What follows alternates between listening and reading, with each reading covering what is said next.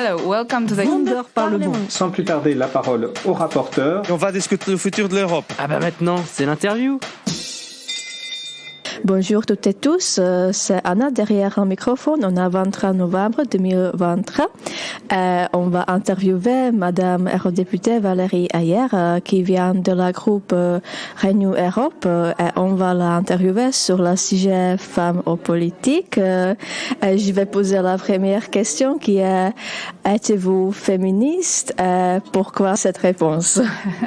Bonjour Anna et bonjour à tous. Évidemment, je suis féministe. Je pense que c'est important d'être féministe. Et qu'est-ce que ça veut dire être féministe? C'est simplement vouloir promouvoir les droits des femmes. Et en l'occurrence, partout en Europe, puisque je suis députée européenne.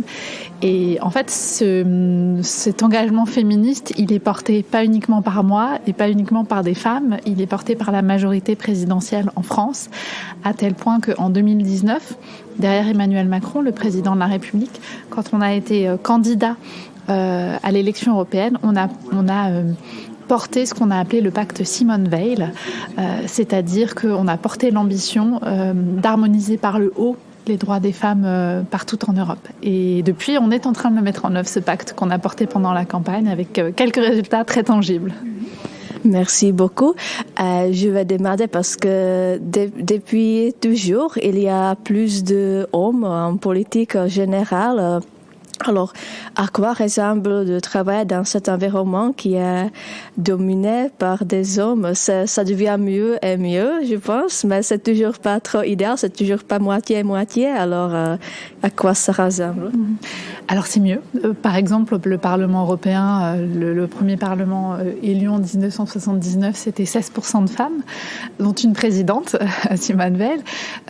Et aujourd'hui, c'est près de 40% de femmes. Alors, on n'est pas encore à la parité stricte, mais ça avance dans le bon sens. En France, à l'Assemblée nationale, on est à 36% de femmes. Là aussi, ça avance dans la bonne direction parce qu'il y a une volonté politique de laisser, j'allais dire plus de place aux femmes, mais une juste place aux femmes, autant que les hommes. Et au Parlement européen, moi, ce qui m'a frappée par rapport à mon expérience d'avant, avant d'être députée européenne, j'étais élue locale en Mayenne.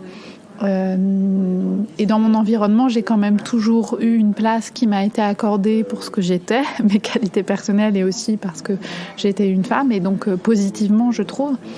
Mais quand je regarde entre ce qui peut se passer dans certaines institutions en France et puis le Parlement européen, je pense que c'est beaucoup plus facile de travailler en étant députée européenne au Parlement européen que parfois ce qu'on voit de la politique nationale française. Je m'explique.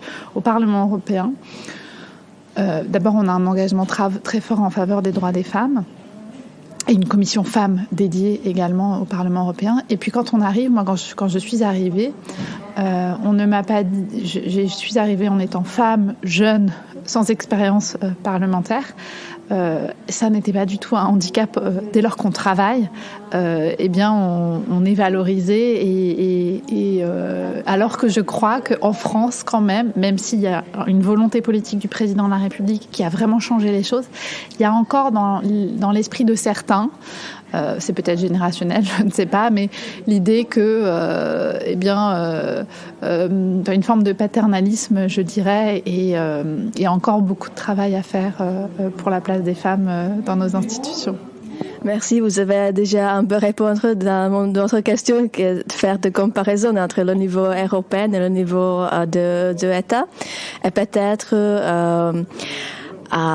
est-ce que je peux aussi... Est-ce que vous pouvez aussi dire, s'exprimer sur le niveau de la société, comme la société française voit des femmes en politique? Est-ce que vous pensez que c'est peut-être plus avancé que dans certains pays européens ou c'est le même? Qu'est-ce que vous observez aussi dans votre vie personnelle? Peut-être, est-ce que vous avez jamais rencontré des insultes à vous parce que vous êtes la femme, comme vous pensez sur le niveau de société? Alors j'ai jamais, j'espère que toutes les femmes demain le vivront également. J'ai jamais subi d'insultes ou de remarques sexistes. Mais par contre, je remarque que donc Donc, avant d'être députée européenne, j'étais conseillère départementale. C'est simplement un exemple au conseil départemental, dans les conseils départementaux, maintenant, on est élu par binôme paritaire. Donc c'est très bien. C'est les quotas en fait qui ont été installés. Je pense que c'est bien pour s'assurer qu'il y ait bien des assemblées qui soient paritaires. Et c'est vrai que quand j'ai été élue conseillère départementale, c'était en 2015, j'étais avec un binôme qui était un homme plus âgé que moi. Et alors, je pense que les gens n'avaient pas tout à fait intégré le fait qu'on était élus tous les deux, mais les gens pensaient que j'étais sa suppléante.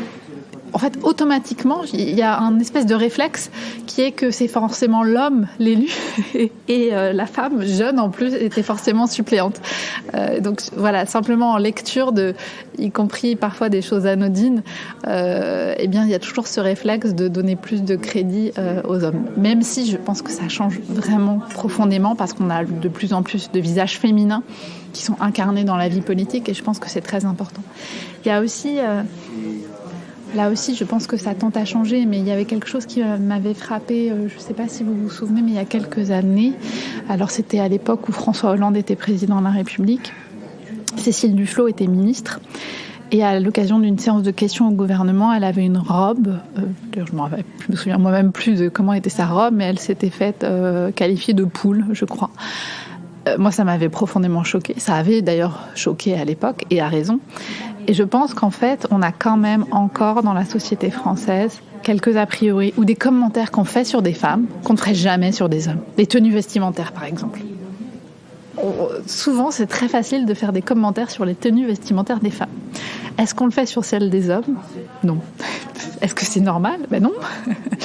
Voilà, donc je pense que c'est encore des choses qui sont très ancrées, mais qui commencent véritablement à changer. Et on doit y prendre toute notre part.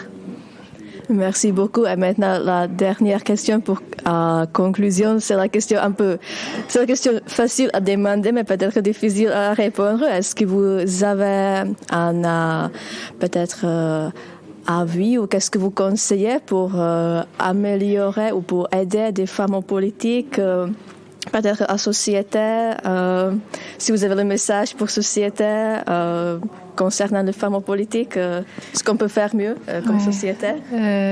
D'abord, pour les femmes qui voudraient s'engager, ne doutez pas de vous. Moi, je l'ai vu et je l'ai expérimenté moi-même aussi. Quand on est... Alors, je pense que ça existe pour les hommes aussi, mais globalement, si je caricature un peu, mais c'est très vrai, je pense, les femmes se posent énormément de questions. Et je trouve que c'est sain. Elles se posent des questions sur leur capacité, est-ce qu'elles sont légitimes à faire ci ou ça, à s'engager, à faire tel ou tel choix politique.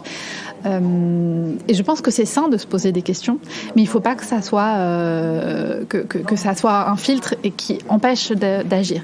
Donc je dirais à toutes ces femmes qui veulent s'engager, engagez-vous, vous avez une vraie valeur ajoutée dans le débat politique. On a besoin d'engagement féminin et je pense qu'il faut aussi des incarnations féminines. J'espère que j'en suis une à mon niveau et à toutes les petites filles que je rencontre ou moins jeunes ou moins jeunes, je leur dis croyez en vous et croyez aussi.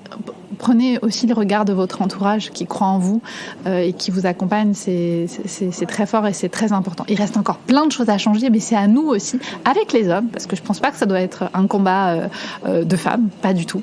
C'est un combat de société et avec les hommes, on doit grandir ensemble pour avoir une place qui soit une place juste. Et on a vraiment des choses à valoriser, donc mobilisez-vous, engagez-vous. Merci beaucoup, très bon dit. Alors, c'était Madame députée Valérie Ayer pour votre Parlement. Merci que vous avez venu. Merci à vous. Wunderparlement. Wunderparlement.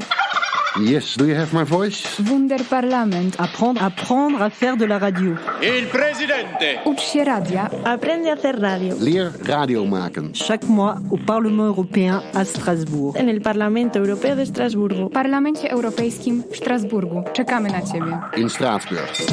Toi aussi, tu peux venir.